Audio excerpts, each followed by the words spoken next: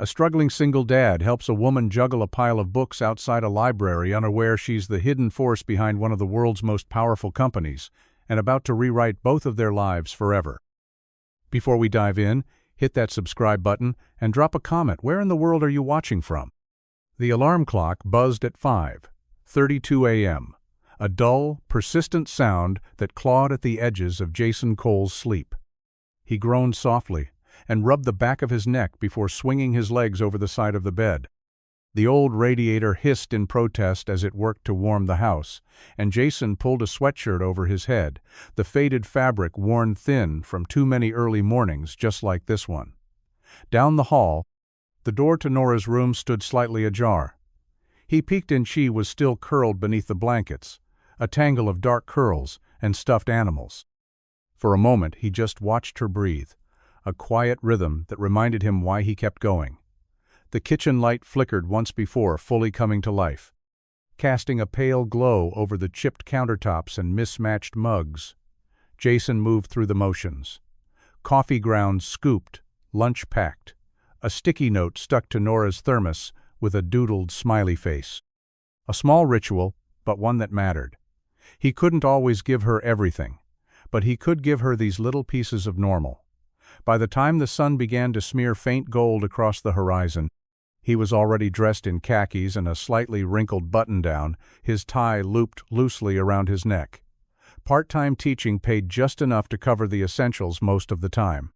The rest he patched together with tutoring, weekend shifts at the hardware store, and a silent prayer that nothing major broke in the house. "Dad?" came a sleepy voice from the hallway. He turned to find Norah standing there in her polka-dot pajamas, eyes puffy and hair wild. "Hey, Munchkin," he said gently. "You're up early." She nodded and shuffled over to lean against him. "Had a weird dream. You were flying a spaceship and forgot how to land." Jason smiled, crouching to her level. "Good thing you woke up. I probably needed the help." They stood there for a beat, the world outside still quiet. No emails, no deadlines, no bills for a moment, just the two of them in their tiny kitchen, wrapped in warmth that didn't come from the radiator. "Let's make today a good one," he whispered, and she nodded, her small hand gripping his. They had no choice but to keep going. But they were in it together. The wind had picked up that afternoon, tugging at coat sleeves and whipping stray leaves across the pavement. Jason parked his old sedan along Main Street, the brakes groaning like they were tired of the same routine. He glanced at the clock, just enough time to pick up a few books before picking Norah up from choir practice. She'd started reading anything with magic and maps, and he'd promised her they'd find the next book in the series. The library sat like a quiet heartbeat in the center of town. Its brick walls were weathered but steady, and the large wooden doors creaked with the kind of charm only small towns seem to preserve. As Jason stepped out of the car, he spotted someone struggling near the front steps. A woman, bundled in a wool coat, was awkwardly balancing a towering stack of hardcover books in her arms. The wind caught the top few, wobbling them dangerously as she tried to shift her grip without dropping the rest. Jason didn't even think he was already moving. "Hey, let me give you a hand." The woman looked up, startled. For a moment, her eyes met his sharp but kind, a gray-green color that didn't match the rest of her understated appearance. Her dark hair was pulled back loosely, and strands were slipping into her face. "Oh, thank you," she said, breathless. He took half the stack from her arms, with practiced ease. "Bit ambitious, huh?" She chuckled, brushing the hair from her face. "I wasn't planning to take this many, but I got carried away." They climbed the steps together, the books awkward between them but the moment oddly comfortable. "You new in town?" he asked casually. "Just visiting," she said. "Needed a change of scenery." Jason nodded. "Well, the library's probably the coziest place in all of Harper Ridge, aside from the diner.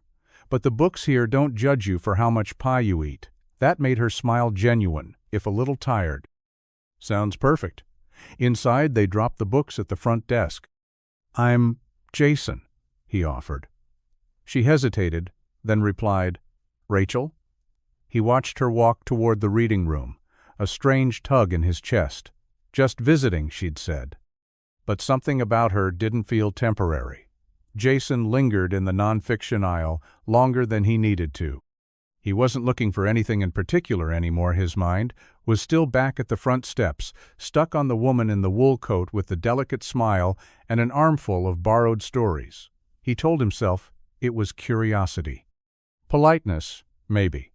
But when he spotted her again, seated in the quiet corner of the reading room with a paperback in her lap and a steaming cup of library coffee on the table beside her, something unspoken pulled him forward. She looked up before he could speak, as if sensing someone near. Her eyes softened when they landed on him. "Jason, right?" she said, tucking a bookmark neatly between the pages. He nodded, suddenly aware of the creases in his shirt and the faint scent of car oil that still clung to his jacket. "Hope I didn't scare you off with the pie joke." "On the contrary," she said with a small smile. "I've now added the diner to my list." Her voice was calm and unhurried, the kind that settled in your chest before you even realized it. Jason gestured to the empty chair across from her. "Mind if I join you?" "Not at all," she said, moving her coffee aside. "I'm Rachel, by the way. Thanks again for earlier. I probably would have ended up chasing books down Main Street." "Glad I could help," he said, sitting down. "You visiting family?" She paused, just a second too long. "No, just taking a break from the city. Needed some quiet." Jason nodded. He didn't push. Her words were measured, her smile easy but layered like someone who'd practiced being fine even when they weren't. They talked for a while.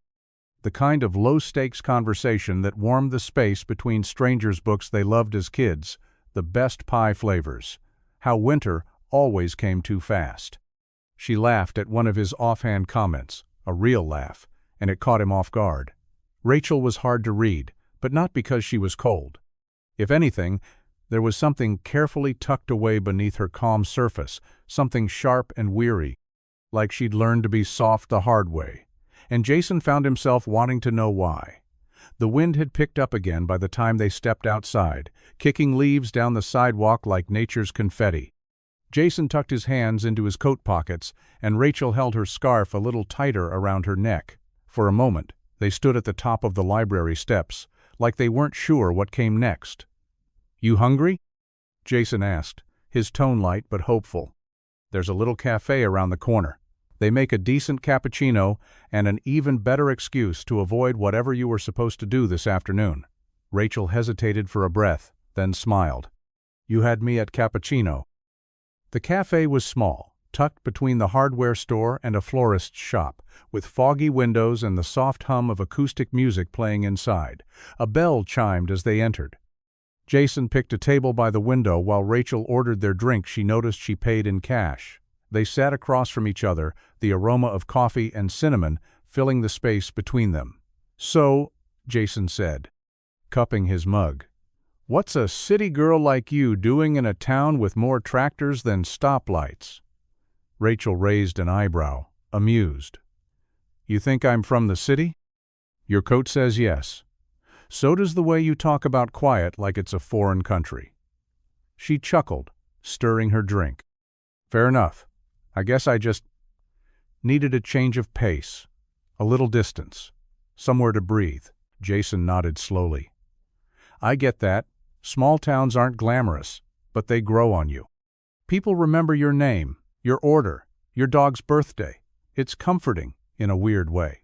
"Or suffocating," she added, but there was no malice in her tone. "Depends on what you're running from." Jason smiled, caught off guard by the honesty. "Touché." They moved to safer ground books they loved as kids, authors they'd reread over and over. Jason shared a few stories about Norah, how she insisted bedtime stories have dragons, how she refused to eat broccoli unless it was part of a magic potion. Rachel listened with real interest, her laughter warm and unforced. "She sounds amazing." "She is," Jason said, pride softening his features. "Keeps me grounded and tired." Rachel looked at him then, not with pity, but something gentler, like she saw the effort behind the smile, like maybe she understood. And for the first time in a long while, Jason didn't feel like he was doing all the talking. The door to the penthouse opened with a quiet click, revealing polished marble floors, floor-to-ceiling windows, and a panoramic view of the city skyline stretched across the night. The room was silent, elegant, immaculate, and cold, in the way expensive spaces often are when no one really lives in them. Rachel dropped her scarf on the entry table, kicked off her boots, and exhaled the kind of breath that sounded like a release and maybe a surrender.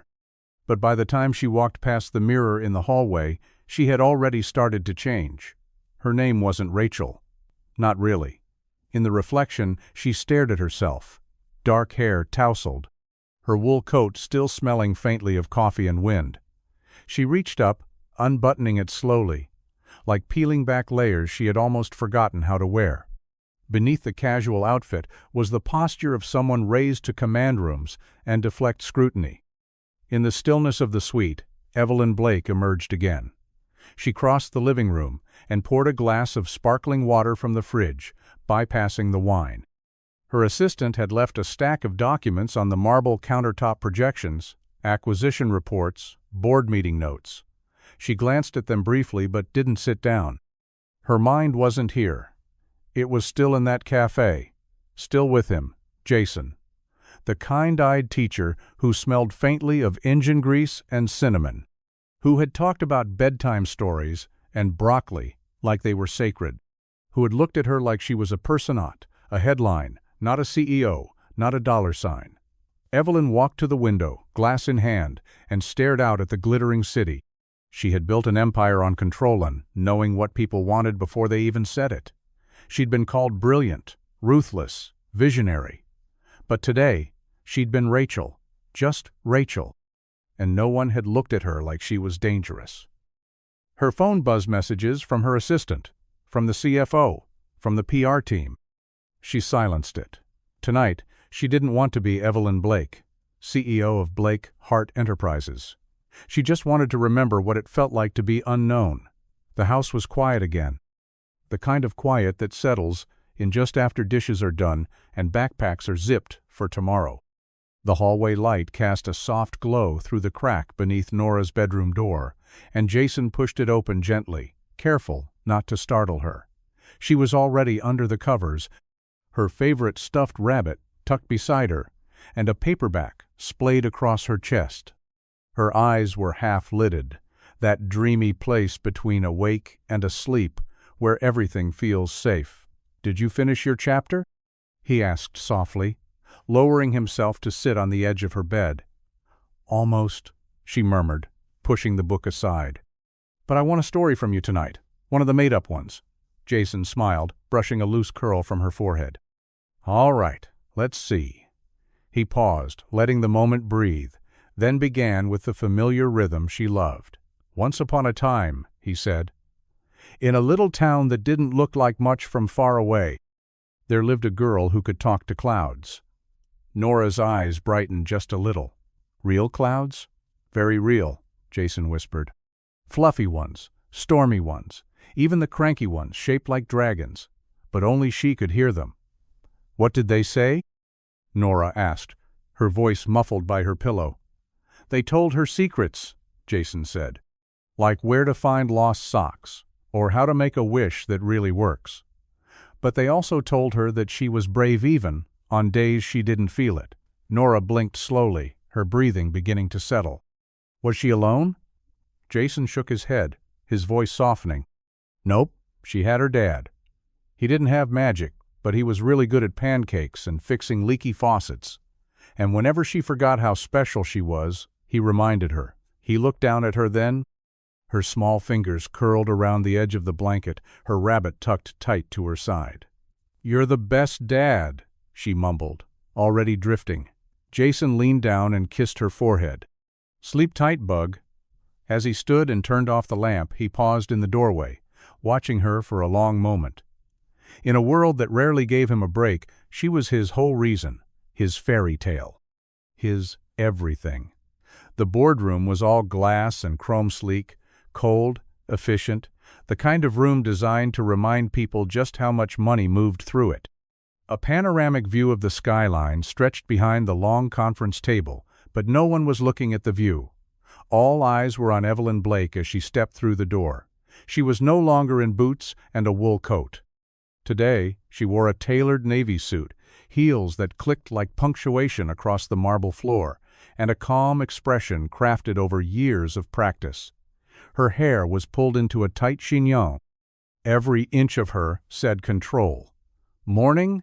she said evenly, taking her place at the head of the table. Her assistant set a slim laptop in front of her, along with a neatly organized folder of talking points and financial briefs. The room quieted.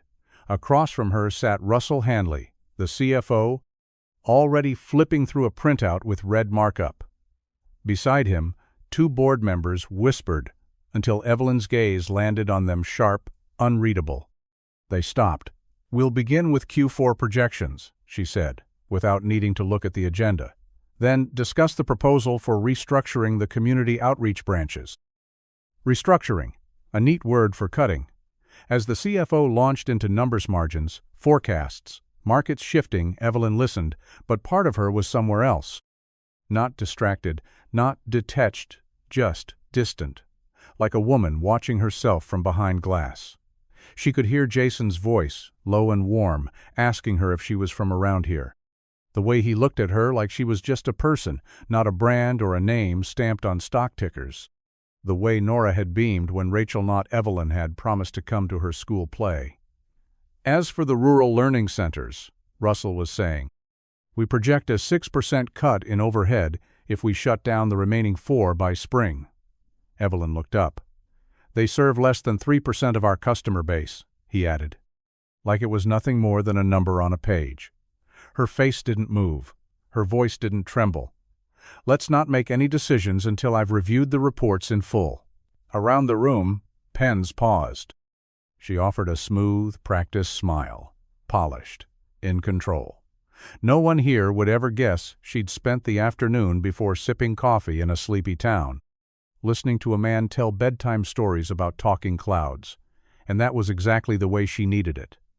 The next day, Evelyn stood in front of the library again, her coat buttoned up against the early chill, a knit hat pulled low over her ears. It was quieter than before. No wind, no traffic, just the muted hum of a town moving at its own unhurried pace. She hesitated on the steps, a rare moment of indecision for someone who made billion-dollar choices before breakfast. But this wasn't a boardroom, and she wasn't here as Evelyn Blake. Inside, the library smelled like old paper and wood polish, and she felt her shoulders relax just a little as the door closed behind her. It was a different world in here, warm, steady, unpretentious. No eyes watching her, no expectations. Just books and silence. She spotted him near the back, shelving returns with one hand and balancing a coffee mug in the other. Jason didn't see her right away. He was talking to a teenager in a school hoodie, pointing out the fantasy section with a smile that didn't look forced. Evelyn made her way toward the nearest shelf, pretending to browse. But her eyes kept drifting back to him. There was something about the way he moved, steady, unhurried, like someone who didn't need to fill every silence with noise. A kind of confidence that had nothing to do with power. When he finally noticed her, his face lit up. "Rachel?" he said, surprised, but pleased. "Back for more books already?" She nodded, smiling. "I couldn't stay away." He handed off the last of the books to a volunteer and walked toward her. "Careful.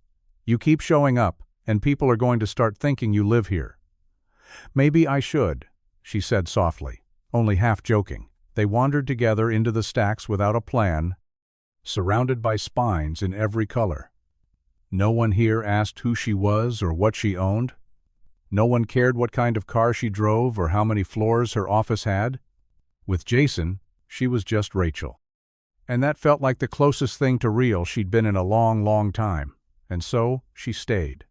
Not because she had toe boot, because here, she didn't have to be anyone else. It was Saturday morning, and the library had taken on a new kind of energy, louder, brighter, filled with the cheerful chaos that only a room full of kids could bring. Colorful posters hung on the walls, beanbags were scattered like oversized candy drops across the carpet, and a rolling cart full of picture books sat waiting near the front. Rachel stood near the entrance of the reading room, hands tucked into the sleeves of her sweater, watching it all unfold like she'd stepped into a world she wasn't quite sure she belonged in. Jason spotted her almost immediately. He was kneeling beside a little boy trying to pick between Dragon's Love tacos and good night, construction site, his warm laugh cutting through the noise. "Hey, you made it," he said as he stood and walked over. Rachel nodded, offering a tentative smile. "Wouldn't miss it. I was hoping you'd say that," he said, picking up a copy of Where the Wild Things Are and holding it out to her. "Want to read one?" Her smile faltered just slightly. "Me? Oh, I don't know. I'm not exactly great with crowds, especially the small, unpredictable kind." Jason grinned. "They're a tough audience, but they forgive fast, especially if you do the monster voices." She laughed nervously. "Monster voices. Got it. You'll be fine," he said, gently nudging the book into her hands. "Besides, it's not about being perfect. It's just about showing up." That phrase stuck with her. She hadn't realized until now how long it had been since she'd done something simply for the joy of it. No agenda, no press release. Just a room full of squirming kids waiting to be entertained.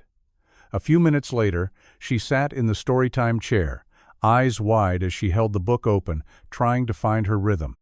The first few sentences came quietly, a little too careful, but then a little girl in a sparkly headband laughed out loud, and something in Rachel unlocked. She leaned into the words, added a snarl for the wild things, a growl for their king. She glanced up once to see Jason watching her from the back of the room, his arms folded and a smile tugging at the corner of his mouth. For the first time in a long time, she wasn't thinking about board meetings or press statements. She was just Rachel reading a book to a bunch of wide-eyed kids, and that, surprisingly, was enough. The story time ended in a flurry of clapping and crayon drawings. Parents mingled near the checkout desk, kids darted between shelves, and in the middle of it all, Rachel found herself sitting cross-legged on the floor, a glittery sticker now inexplicably stuck to the knee of her jeans. Norah plopped down beside her with a thud, a bright construction paper crown sliding sideways on her head. "You did the monster voices so good," she said, grinning up at Rachel. "Thanks," Rachel said, still catching her breath. "I was kind of nervous." "You didn't sound nervous," Norah replied seriously. "You sounded like a real wild thing." Jason strolled over then, 2 cups of hot cocoa in hand for Rachel and 1 for Norah, marshmallows already beginning to melt into the foam. "You passed the toughest test in town," he said, handing Rachel her cup. Official Norah approval. Rachel glanced between the two of them, heart swelling in a way she didn't quite recognize. "That's the highest honor, right?" Norah nodded. "Very exclusive. We don't let just anyone read the monster book." Jason chuckled. "I had to do a dramatic reading of the Pout Pout Fish before I earned mine." Rachel laughed, her tension easing in waves. The sound surprised Harriet wasn't polite or reserved. It was the kind that came from somewhere deep, the kind she hadn't heard from herself in years. They found a quiet spot by the big window, the sun warming the carpet as they sat on the floor and sipped cocoa. Norah chattered on about her favorite books, asking Rachel what she liked to read growing up. Rachel mentioned fantasy novels and mysteries, and Norah's eyes lit up. "You'd love the Magnolia Moon series." "I can show you. They have dragons and time travel and a really smart girl who fixes everything." "Sounds perfect," Rachel said, already feeling like the new kid desperate to fit in and strangely okay with it. When Jason excused himself to help an elderly patron, Norah leaned closer, lowering her voice like she was telling a secret. "I'm glad you came back." Rachel looked down at her. "Me too." In that moment, surrounded by cocoa-stained napkins, paperback books, and a little girl's unfiltered honesty, Rachel felt something unfamiliar but unmistakable. Belonging. The library had quieted again by late afternoon, long after the last of the glitter had been swept from the carpet and the kids had been whisked away by tired parents. The light had softened, turning golden through the tall windows as dust danced lazily in the beams. Jason and Rachel sat on the back steps, their cocoa cups empty, the last of the warmth clinging to the air like a secret. Norah was inside helping reshelve books with a volunteer badge proudly pinned to her hoodie. She'd insisted she was ready for big kid duties. Jason glanced over at Evelyn, though she still hadn't said it, and noticed the way her shoulders relaxed when she wasn't being watched. Her hair had come loose from its careful knot, falling softly around her face, and she was rubbing her thumb over the lip of the empty cup like she was trying to smooth away a thought. "Did you always like books this much?" he asked, smiling. She paused before answering. "I think books were the only thing I could count on when I was a kid. They never asked anything from me." Jason nodded, not pushing. He'd learned to recognize when someone wanted to talk, but didn't know how to start. "I went to boarding school," she added after a moment. "Switzerland. Then New York. The kind of places where your uniform cost more than some people's rent. My parents were busy." She laughed, but there was no humor in it. "I saw more nannies than birthdays." Jason stayed quiet, giving her the space. "I was good at following rules," she said. "Perfect grades, perfect posture, perfect answers. People liked me when I was polished, so I just stayed polished." He studied her, but gently. "And now?" She looked at him then, something fragile in her expression. "Now I'm just trying to remember who I am when no one's watching." There was a long pause, and Jason finally said, "Well, the girl who did monster voices for 20 kids today? I think she's pretty great." A smile crept across her face, real. And for once Evelyn didn't feel like she had to say anything back. She just let herself sit there, warm beside someone who didn't need her resume to see her worth. The sound of heels on polished tile echoed down the corridor like a ticking clock, measured, precise, and slightly too fast. Evelyn walked into the executive floor conference room at Blake Hart with a practiced calm, her face composed, her charcoal suit impeccable. But inside, a knot had already begun to twist in her stomach. The Monday morning meeting was already in motion. Spreadsheets lined the sleek black table, color-coded and stapled. Her assistant handed her a thick report with red tabs flags for urgency. She didn't need to open it. She already knew what it said. Russell Hanley, CFO and corporate opportunist, stood at the screen clicking through slides. His voice was smooth, but it always was when something unpleasant was about to be dressed up in numbers and logic. As projected, Kone's softness continues across international markets, he said. We need a minimum 12% reduction in operational overhead to maintain shareholder guidance. He turned to Evelyn. That means eliminating underperforming initiatives, starting with regional literacy and outreach. Evelyn glanced at the list. 4 programs, all located in small towns and underserved communities. One of them was in Harper Ridge. She recognized the name immediately. Those programs barely reach 1% of our demographic, Russell continued, like he was ordering a sandwich. And we're bleeding money keeping them alive. A board member across the table nodded. They're legacy projects. Sentimental, not strategic. Evelyn said nothing, though her fingers tightened slightly around the report. We'd save $4.3 million annually by closing them before end of fiscal, Russell added. We can reallocate the resources to digital growth. I've outlined a phased plan, gentle, quiet, clean. Clean, like none of it would touch real people, like no one would feel it ripple through classrooms, small libraries, or after-school reading corners where the lights stayed on because Blake Hart paid for them. She cleared her throat. I'd like to review each program's community impact before we make that call. Russell raised an eyebrow. Of course, but we'll need a decision by the end of the quarter. Evelyn nodded. She kept her voice steady.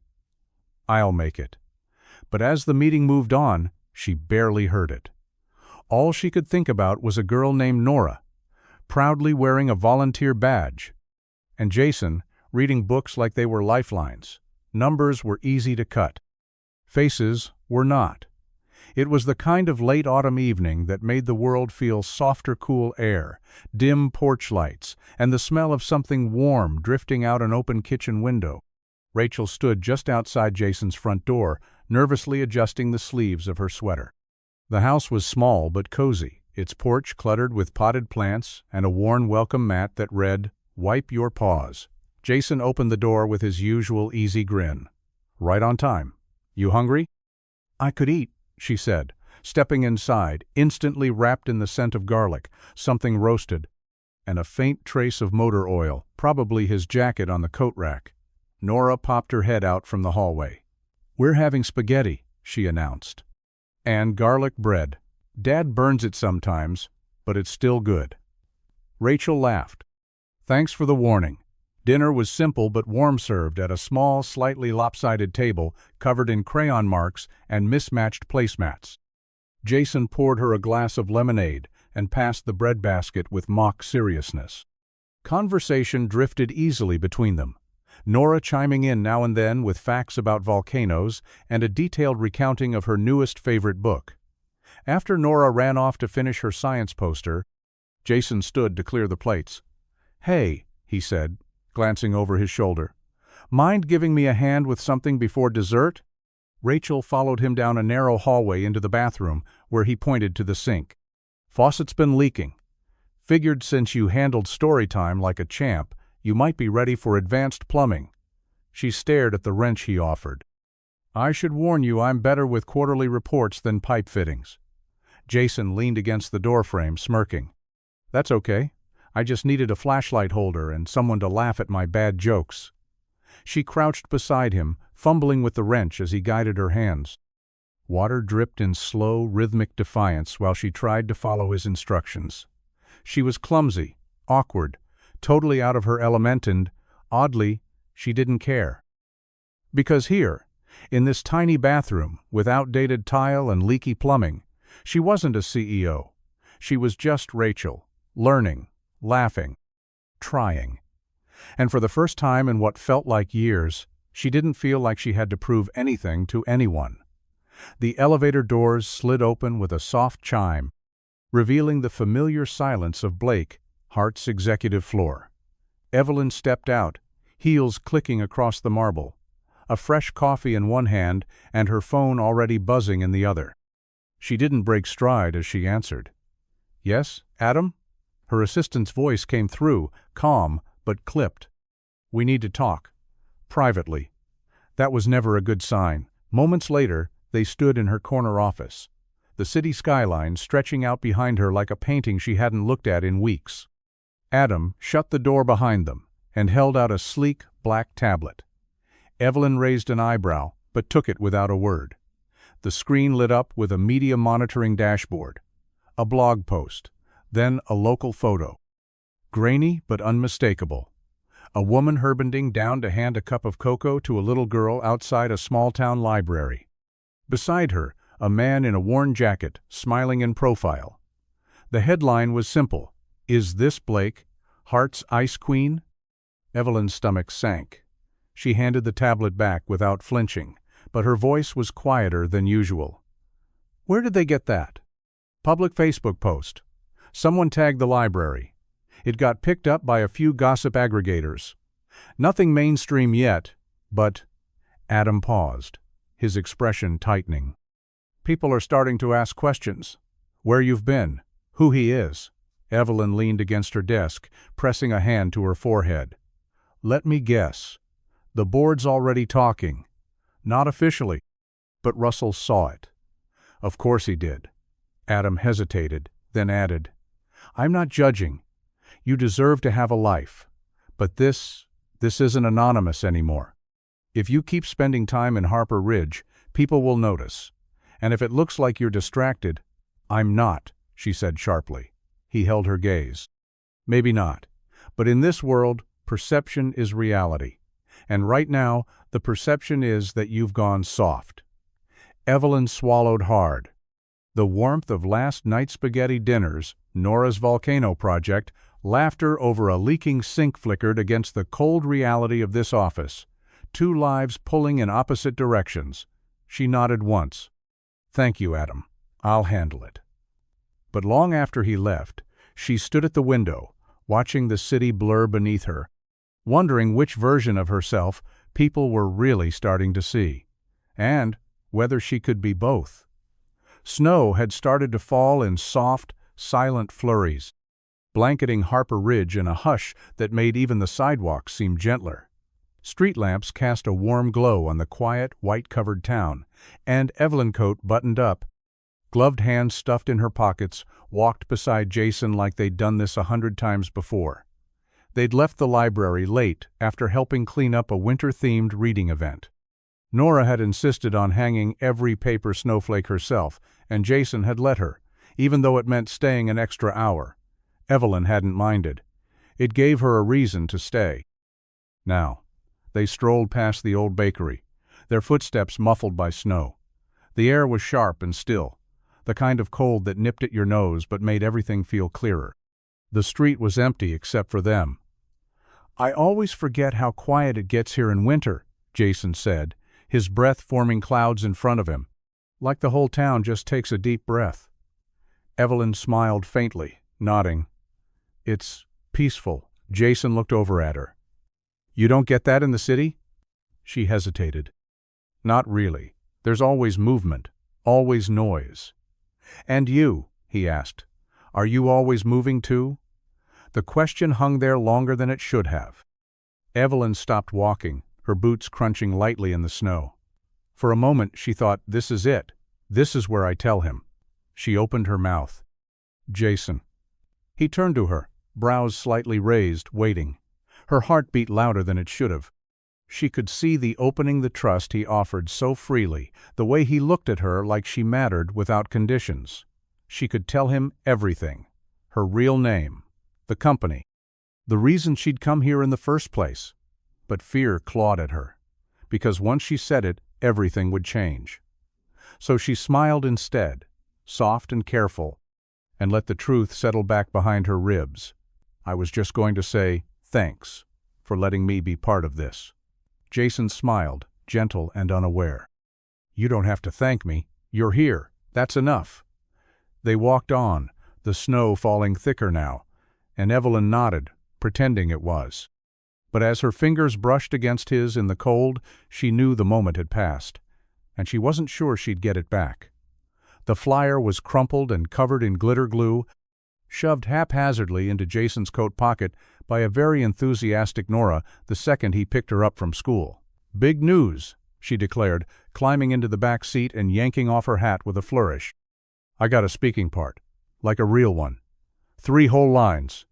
Jason grinned, unfolding the paper as he started the car. "Let me guess. Something involving elves or dancing snowmen?" She beamed. "I'm the 3rd snowflake in the snowstorm. Very dramatic entrance." He laughed. "Well, I always knew you were the star of the storm."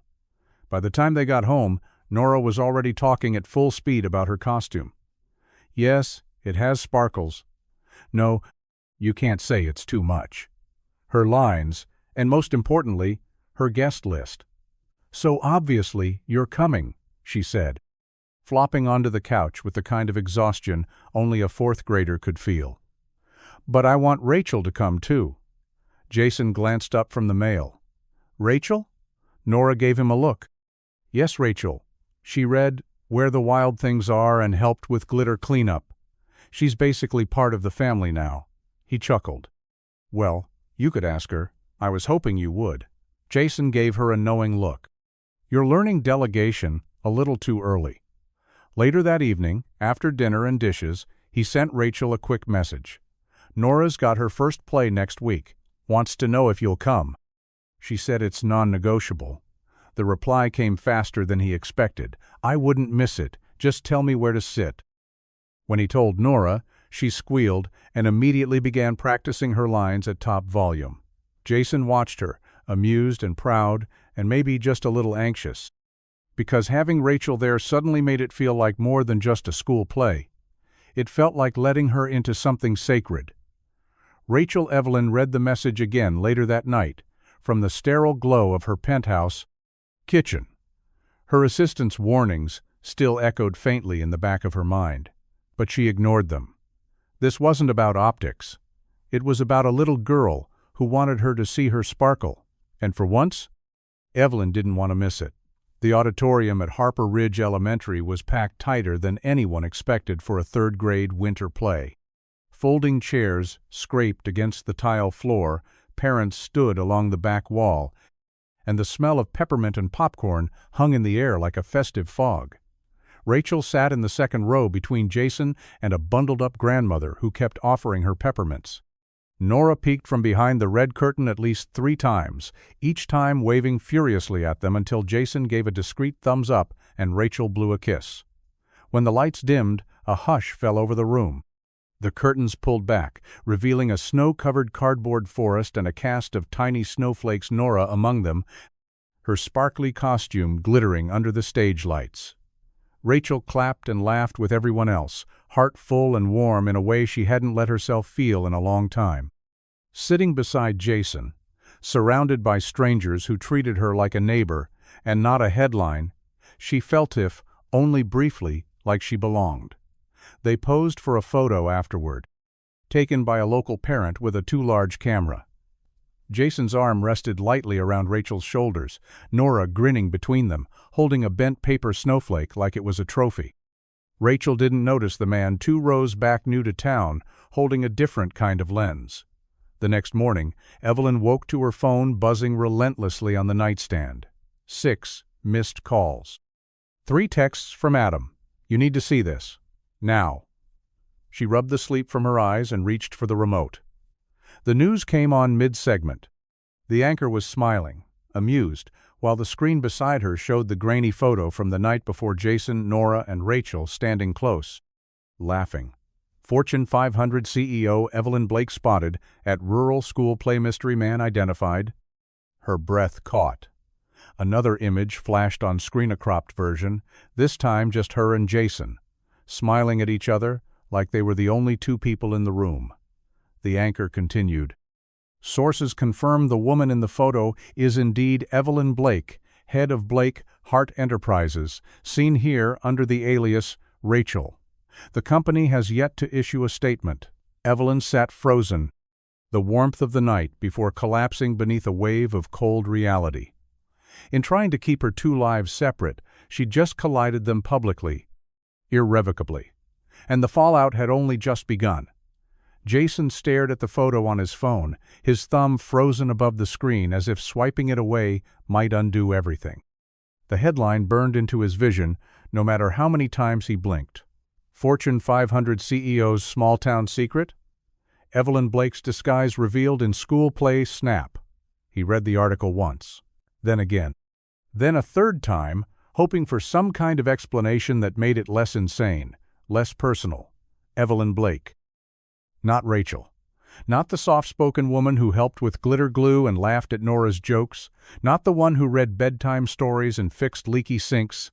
CEO. Billionaire. A name he'd seen in business magazines associated with mergers and markets, not hot cocoa and snowflake costumes. His heart thudded painfully in his chest. The kind of betrayal that doesn't explode, seeps in slow, bitter. When the knock came at his door an hour later, he already knew it would be her. He opened it to find Evelyn, no disguise, no wool coat, just herself. Or rather, the version she'd spent so long hiding from him. She looked exhausted, her face bare of the usual calm veneer, her eyes pleading. "Jason," she started. He held up a hand. "Don't." "I was going to tell you," she said, stepping forward. "I tried so many times." "And yet," he said coldly, "you didn't." She flinched. "I was scared.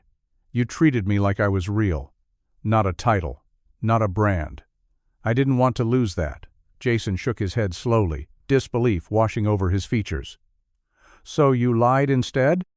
"I didn't lie," she whispered. "I just left things out." He let out a hollow laugh. "That's a neat way of saying you built trust on something that wasn't even your name." Evelyn's voice cracked. "I didn't mean to hurt you." "Well, you did," he said, his tone quiet but sharp. "And worse, you made my daughter trust you." That stopped her cold. "I let you into our world," Jason continued. And now you've turned it into a headline." She opened her mouth to respond, but the words died in her throat. He looked at her one last time, the hurt etched deeply in his face. "Please, go." She stood there for a moment longer, the silence between them deafening, then turned and walked away, each step crunching against the gravel like a closing door. And Jason, standing in the doorway, felt something break that he wasn't sure could be fixed.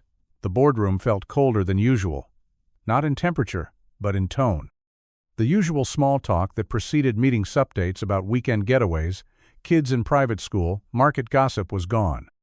Instead, the air buzzed with quiet calculation.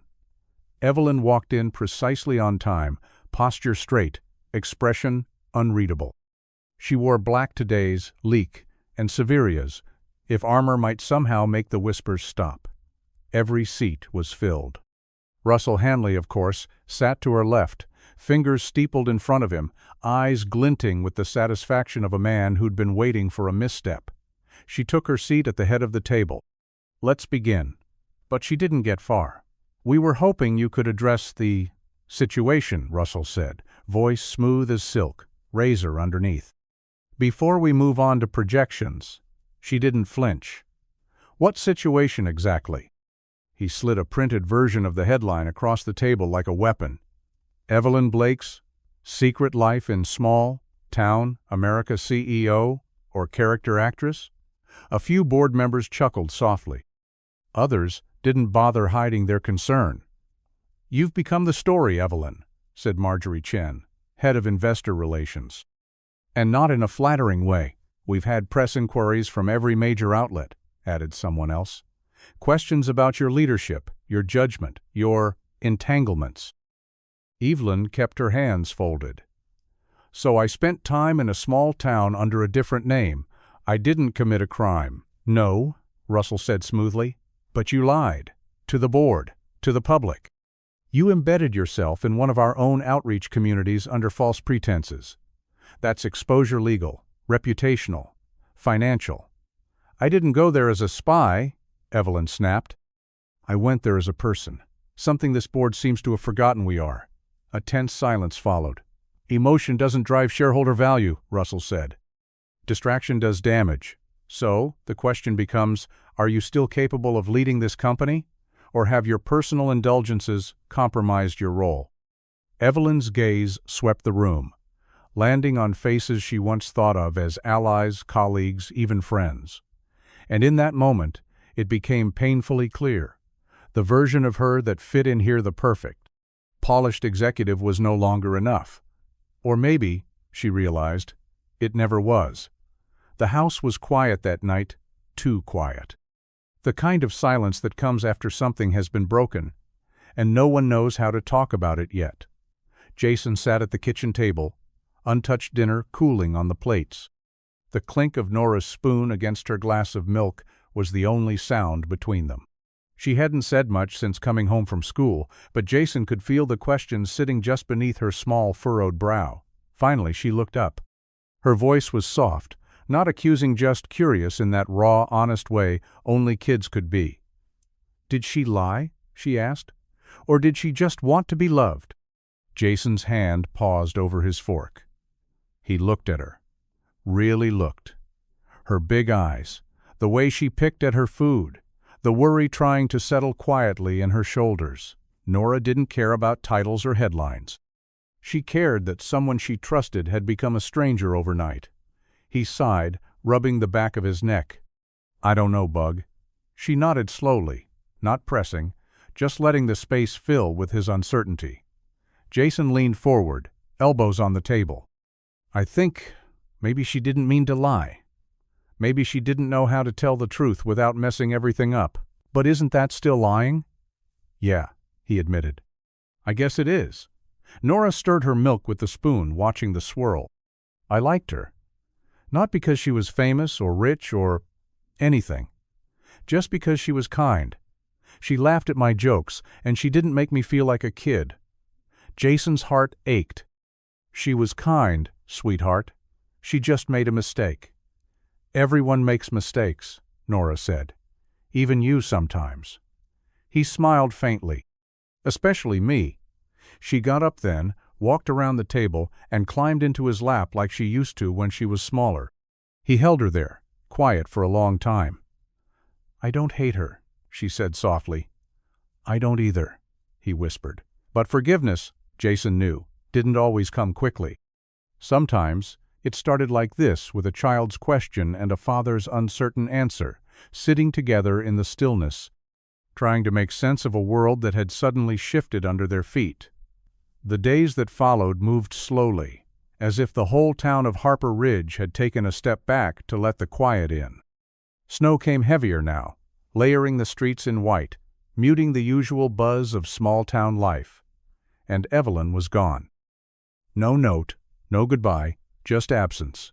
Jason noticed it in the smallest things. An extra cup of cocoa still stacked in the cabinet. The library's reading corner missing that faint scent of her perfume. A stack of new books Norah had saved to show her, now gathering dust on the coffee table. She hadn't returned his messages, not that he'd sent many. Just one. Short. Careful. If you need space, take it. But Norah keeps asking. And I keep wondering. No reply ever came. So Jason filled the space the only way he knew how. He worked. He took every substitute teaching shift he could get. Stayed late, grading papers that didn't need to be graded, fixed a broken heater at the library just because it gave him something to do with his hands. Every hour he spent busy was another hour he didn't have to think about her, about what she'd been hiding, and what he might have lost by pushing her away. But distraction only did so much, because she was still therein. The laughter that used to come so easily from the back of the library, in the shape of Norah's questions that he didn't know how to answer anymore, and in his own heart, which had been quieter since she left, like it was trying not to notice the echo. Norah noticed too, though she didn't say much. She just stayed close to him, like she was afraid he might disappear next. One night, as Jason folded laundry in the living room, he found a paper snowflake tucked inside a book on the couch. Norah must have saved it from the play. Her careful handwriting was scrawled across the center in purple marker. "To Rachel, you're my favorite wild thing." Jason sat down hard, the paper trembling in his hand. He didn't know where Evelyn had gone, but the space she left behind was vast, and getting bigger every day.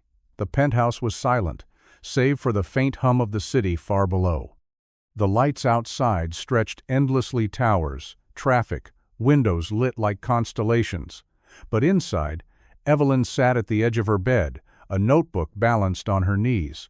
She could have typed it. Email would have been cleaner, faster, easier to delete. But this needed to be written the old way, with ink, with pauses, with all the weight she hadn't been able to say out loud. The page in front of her was already filled, though she'd started over 3 times. "Jason, I don't know if I'm writing this for you or for myself. Maybe both." She stared at the sentence for a long time, then kept going. "I told myself I came to Harper Ridge to get away, to breathe, to be invisible for a while. But I think I was really looking for a place where I didn't have to be her, Evelyn Blake, CEO, press release, problem solver. I wanted to see what it felt like to be someone without power or polish.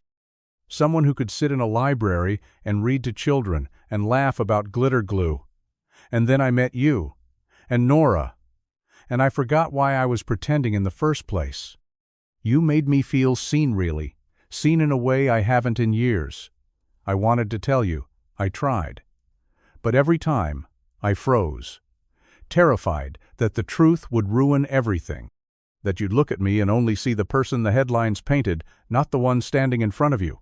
She paused, fingers tightening around the pen. "I know I hurt you. I know I broke something that mattered. But what you gave me, the dinners, the stories, the kindness, was real. And I'll carry it with me, no matter what happens. I miss you. I miss her. I'm sorry. Rachel, Evelyn." She read it once, then again. Her eyes stung. Then she folded it carefully, placed it in an envelope, and set it in the drawer of her nightstand out of sight. Some truths were too heavy to send, too fragile to trust to the world. But still, She couldn't bring herself to throw it away. It started with a loose drawer. Norah was looking for tape in her dad's desker. School project was falling apart, and the deadline was tomorrow. She tugged open the middle drawer too hard, and a stack of papers spilled across the floor, half of them old receipts and notes scribbled on the backs of envelopes. But one thing stood out: a pale, ivory envelope with no stamp, no address, just her dad's name written in small, careful handwriting. Jason.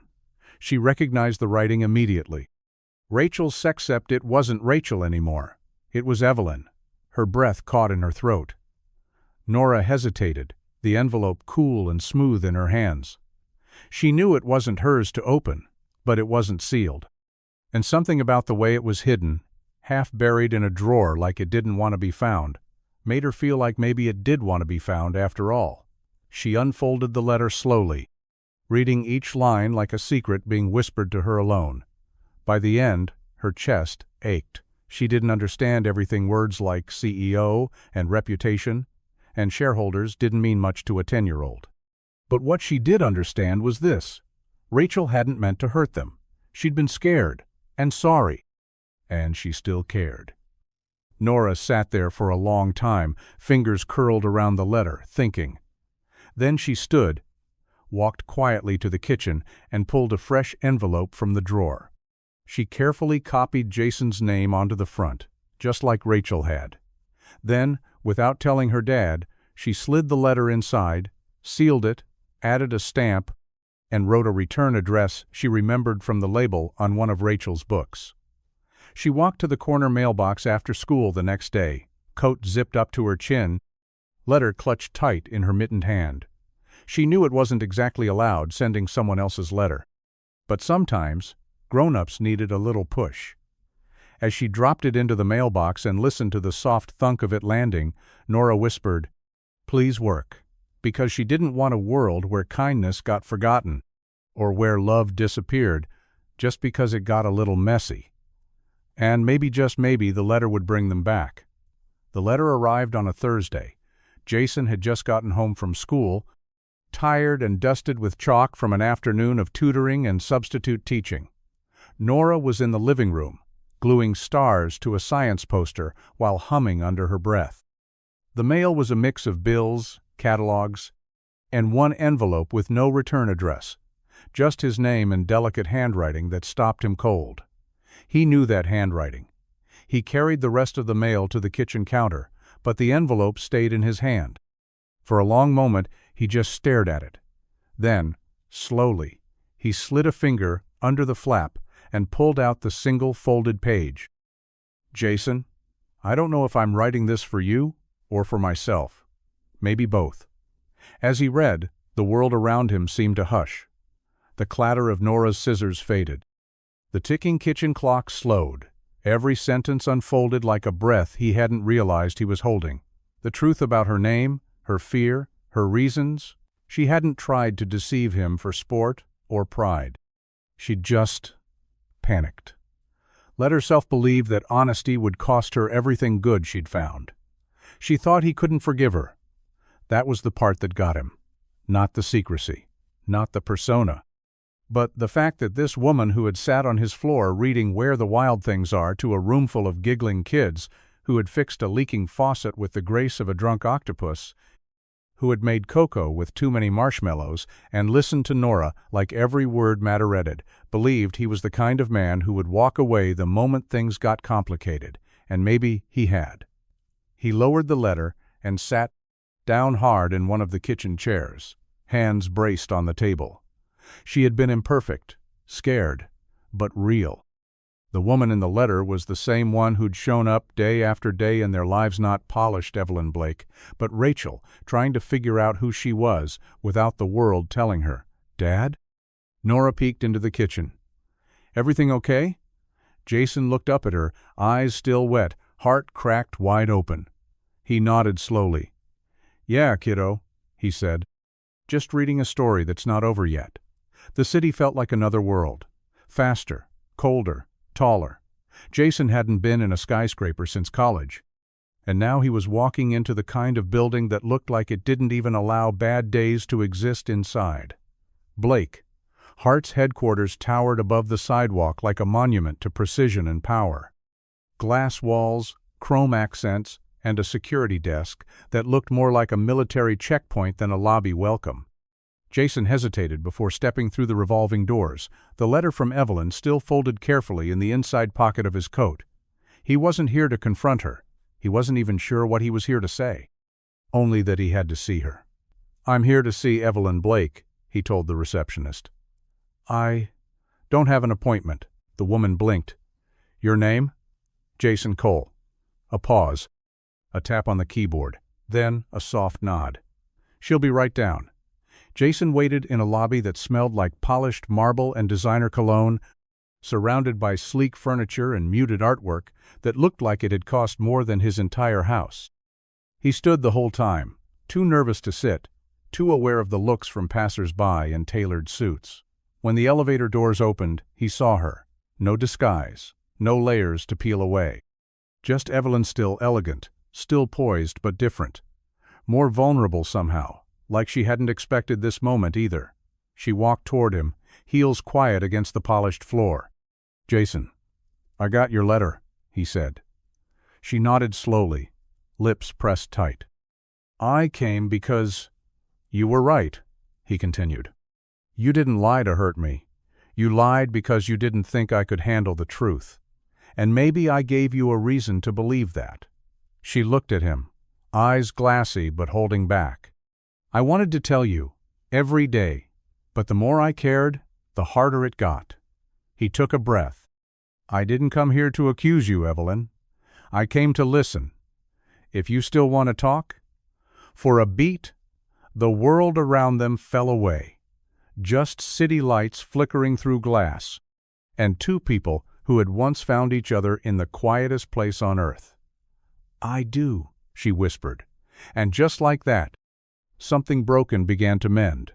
The rooftop garden was a hidden world, above the city-lush greenery framed by glass barriers, string lights twinkling against the twilight sky. Up here, the noise faded. The traffic, the voices, the buzz of Blake. Hart's corporate heartbeatle of it fell away beneath the hum of the wind and the distant murmur of life below. Evelyn stood by the edge, arms folded against the chill, her hair pulled back loosely now, not sculpted into her usual sleek control. She looked smaller up here, not in presence, but in armor. Like the weight of everything had finally settled, and she was too tired to carry it. Jason stepped out from the stairwell behind her, hands in his coat pockets. She didn't turn around right away. "I come here when I can't breathe down there," she said quietly. "Funny, isn't it? I run a company with my name on the building, and I still have to sneak away just to feel like a person." Jason walked to stand beside her, both of them facing the lights of the skyline. "I didn't realize how much pretending I was doing," she continued. "Not just with you, with everyone. For so long, I've been Evelyn Blake, the answer, the headline. And then, in that little town with you and Norah, I got to be Rachel. Just a woman who didn't know what she was doing but who didn't have to." "You didn't need to pretend," he said gently. "You being there reading to kids, helping Norah with her volcano project, fixing a sink with both hands and no clue known of that was fake. That was you."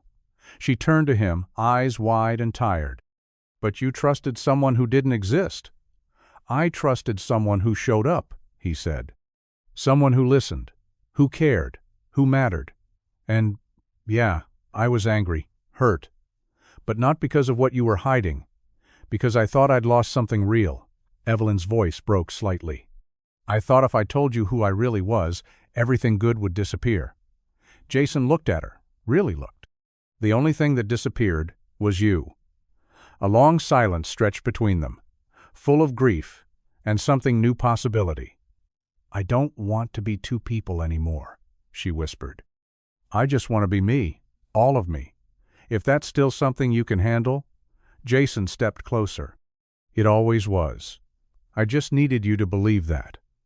And on that rooftop above the city, surrounded by glass and sky, the walls between them finally cracked wide open, and the truth felt less like an ending and more like a beginning. They walked side by side down the quiet sidewalk outside Blake, Hart, the rooftop conversation still hanging between them, like mist that hadn't yet burned off. The air was cooler now, the city slowing down as evening deepened, headlights reflecting off puddles and glass. Evelyn's heels clicked less sharply than before, her steps softer, more uncertain. Jason glanced over at her, then stopped near the curb where his car was parked. "I won't pretend this is easy," he said. "Because it's not." "I know," she replied, hands tucked in the pockets of her coat. "You'd have every right to walk away." He shook his head.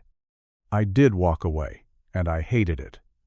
She looked at him then, really, looked, and something in her expression flickered, like she hadn't let herself hope for that much. "I've been thinking," Jason continued, voice steady, "about how much I missed. Not the fantasy, not the mystery, but the you that showed up for story time, for Coco, for Norah." Evelyn smiled faintly. "That's the real me, too. Or at least, who I'm learning to be when no one's watching." He nodded. "I'm not ready to just fall back into everything like nothing happened, but I don't want to shut the door either." A pause. "What if we start small?" he said. "Dinner. A walk. You come by for one of Norah's practice sesh, keeps trying to choreograph her own snowflake dance, and she insists only you get it." Evelyn let out a soft laugh, surprised by how much it warmed her. "One step at a time," Jason said. "No pretending, no hiding, just seeing what happens." She nodded, voice barely above a whisper. "I'd like that." "Good," he said, reaching into his coat and pulling out the crumpled flyer from Norah's winter play, the same one she'd handed him weeks ago, still glitter-speckled and creased at the corners. "She left this in my pocket, said it was her reminder to be brave." He handed it to her gently. "Might be time you borrowed it." Evelyn held it like something sacred, her throat tight. "Then I guess I'll see you soon," she said, eyes bright, with something she hadn't felt in a long time. "Yeah," Jason replied. "Let's try again."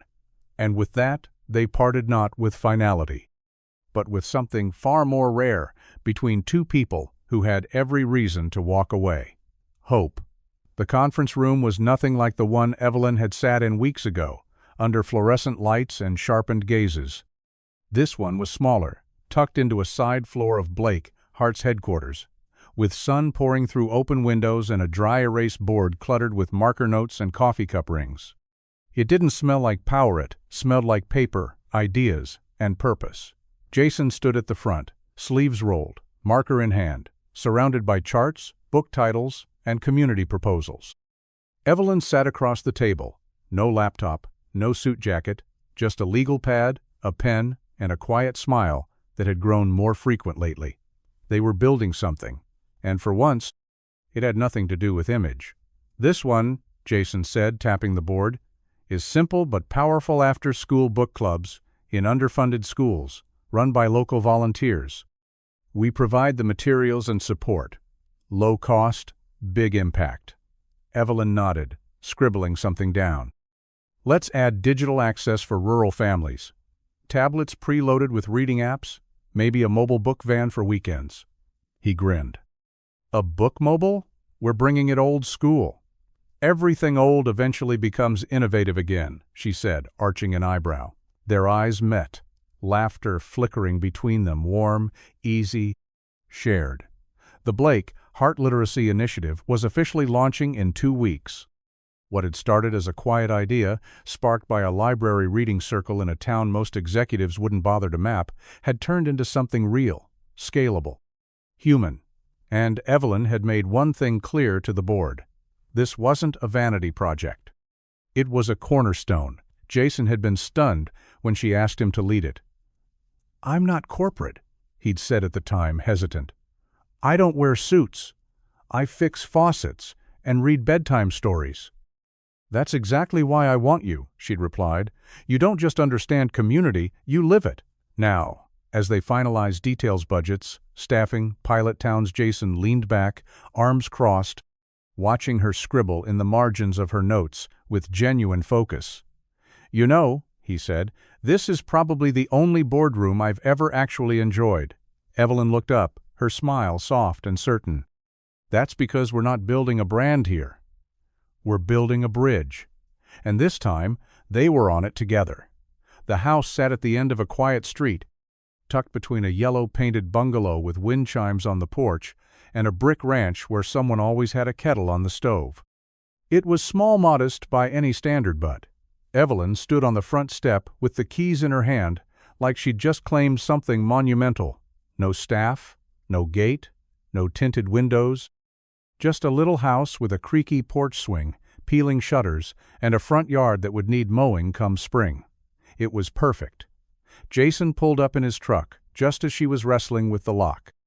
"Need help?" he called, stepping out with a cardboard box marked Books Plus Tea. She turned, grinning. "Don't judge the jammed lock. I'm still learning the charm of old hinges and sticking doors." "Welcome to the neighborhood," he said, handing her the box. "This one's from me and Norah."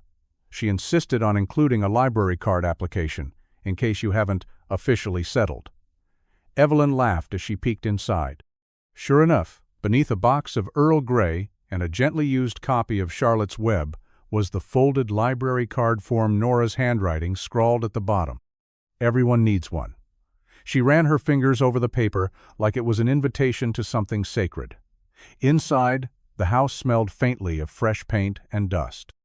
The floors were wood, the kitchen small but bright, and the living room had a fireplace that probably hadn't worked in years. But to Evelyn, it was a beginning. A place not tied to headlines or quarterly earnings. A space that didn't ask her to perform. Jason helped her set the box on the kitchen counter. "You really doing this?" he asked gently. "No driver? No security detail? No full-time assistant in the guest room?" "I am," she said. "I've lived in penthouses with a view of the whole city, and I've never felt as grounded as I did watching Norah hang paper snowflakes in a school auditorium." He smiled. "You'll get used to it. The quiet, the neighbors asking about your lawn." "I'm counting on it," she said softly. And when she hung her coat on the single hook by the door and tucked the library card form into the drawer beneath the sink, Evelyn Blake, CEO, public figure, powerhouse, felt something she hadn't in a long time. At home. The park was alive with laughter, the kind that rang clear and warm even over the rustling trees and the buzz of cicadas. Balloons swayed from the wooden picnic shelter, strung between beams with curling ribbon and hope. A long folding table groaned under the weight of cupcakes, juice boxes, and the kind of snacks kids tore into like treasure. Norah stood in the center of it all, wearing a glittery birthday crown slightly askew and a grin so wide it made Jason's heart ache in the best way. "Double digits," he said, handing her a paper plate stacked with cheese puffs. "You're basically ancient now." "I'm 10, not 100, she shot back with a dramatic eye roll, but she was giggling. Evelyn stood nearby, helping pass out slices of cake with a pink plastic spatula and frosting smudged on her knuckles. She wore jeans and a soft flannel shirt, her hair pulled into a loose braid that had already begun to fray in the breeze. No one recognized her here as Evelyn Blake. They knew her as Rachel, the woman who read at Story Hour, who helped organize the literacy drive, who brought homemade lemonade and stayed after to stack chairs. And she wouldn't have had it any other way. Neighbors drifted in, and out teachers, parents, kids from the library circle. Someone brought a guitar. Someone else brought folding chairs. No one talked about job titles. No one asked for press statements. They just showed up, arms full of potluck dishes and stories. Evelyn watched Norah unwrap a handmade card from a classmate and laugh so hard she nearly toppled over. Then Jason caught her eye, and for a long second they simply stood in the middle of it all, watching, remembering, being. Later, after the sun had begun to set and the crowd had thinned, Jason brought over 2 pieces of melting birthday cake and handed her one. 10 years, he said quietly, nodding toward Norah, who was still chasing bubbles in the grass. "Feels like yesterday and forever." "She's incredible," Evelyn murmured. "She thinks the same about you." The silence between them was full not of absence, but of something settled, something homegrown. The kind of peace you don't buy, but earn. Found family wasn't about bloodlines or perfect beginnings. It was about showing up. Again and again. And Evelyn had finally arrived. The library was buzzing, packed from wall to wall, with children cross-legged on the rug, and parents perched along the back wall with coffee cups and quiet smiles. The story corner had never been this full, not even during the summer reading kickoff. But today was special. Today, Rachel was reading. The kids still called her that, though more and more of the adults in town now knew the truth. Not because of headlines, not because of rumors, but because Evelyn Blake had told them herself, in her own time, in her own words, and no one had left. No one had treated her differently. They just kept showing up, so she did too. Evelyn stood in front of the familiar wooden chair, the one with the cushion worn from years of readers and storytime volunteers. Her flannel sleeves were rolled to her elbows, and her hair was down for once, tucked loosely behind her ears. She held a well-loved copy of The Velveteen Rabbit, the corners softened, the pages slightly fred, the kind of book that had been read 100 times and still held something new in it every time. Jason stood off to the side, leaning against the wall, Norah tucked beside him with her arms wrapped around her favorite stuffed animal. Evelyn met his eyes for just a moment, and he gave her a small, steady nod. She opened the book, and the room quieted. "What is real?" asked the rabbit one day. Her voice carried gently over the group, warm and even. Not theatrical, not perfect, just hers. The kind of voice that didn't try too hard, that didn't need to be anything but present. As she read, the children leaned in closer, and the adults softened, some smiling to themselves, others brushing away the faintest tears. There was something about the story about being loved until you became real that landed differently when it came from her, because Evelyn had lived it. She finished the final page and looked out at the room. Not one child stirred right away. The silence that followed wasn't awkward, it was reverent. Then, Norah was the first to clap.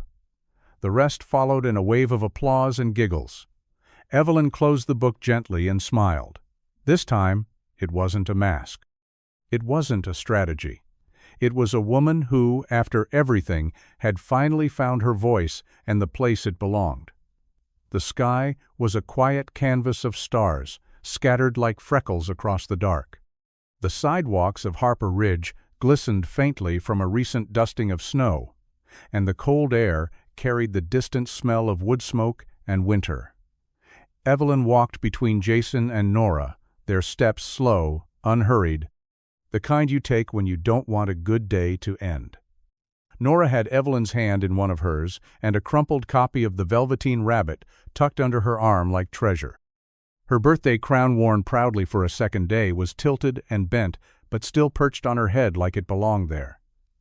"I think that was your best story time yet," she said, skipping a little as they turned onto their street.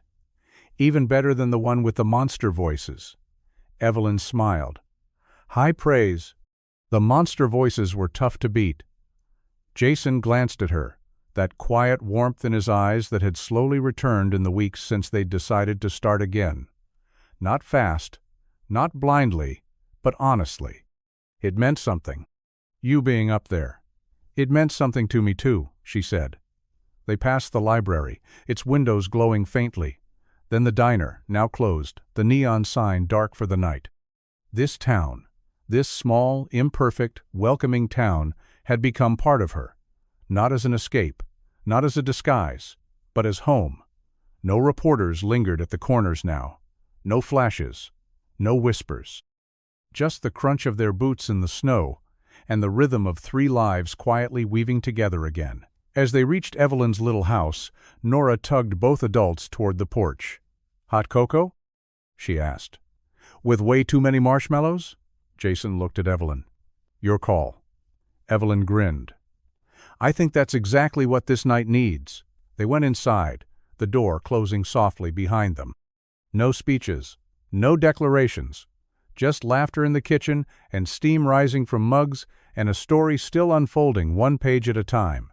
Where the story went next didn't need to be planned. They were finally living it.